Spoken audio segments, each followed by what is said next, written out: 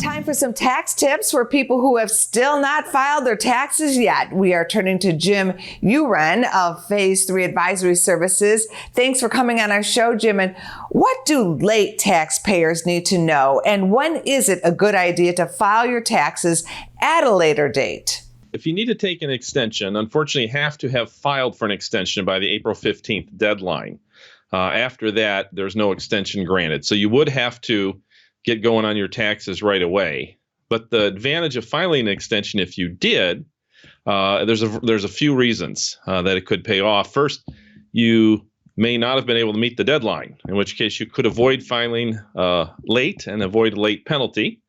And filing an extension can also potentially increase the accuracy of your tax return. So if your tax situation is particularly complex, filing an extension may save you the time and tax preparation cost of having to file an amended return later in order to correct any errors. And of course, another advantage of filing an extension is that it may allow more time to fund a self-employed retirement plan. So for example, when self-employed business owners with a SEP IRA, when they file an extension, they would now have until April 15th to come up with cash to fund that SEP IRA. And of course, this can increase tax deductions. Who pays a penalty for not paying taxes on time? Because the clock is ticking for some people. There's not a penalty if you get the extension filed in time, as long as you then meet the second deadline, which again is going to be around October 15th of every year.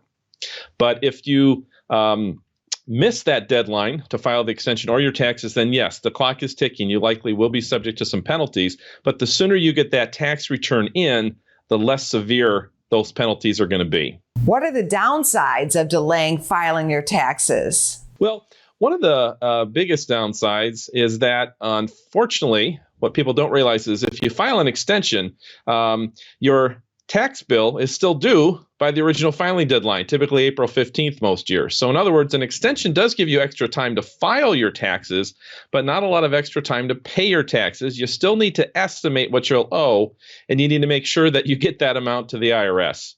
The other downside of an extension is that it may delay your refund. Now, if you're owed a refund, filing an extension will just delay when you get that money back. Now, that can be especially long nowadays since the IRS is so far behind on processing tax returns. You may be waiting for that refund for quite some time. The final downside is that filing an extension will not give you extra time to fund your personal IRA. So unlike the self-employed retirement fund we mentioned earlier, a tax extension unfortunately does not let you fund your Roth IRA or your traditional IRA past the initial filing deadline.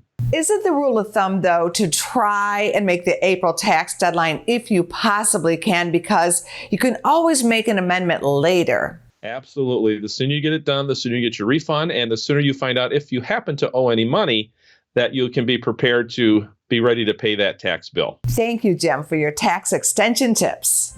Absolutely. Thank you. Go to businessfirstam.com for where to see our show on TV.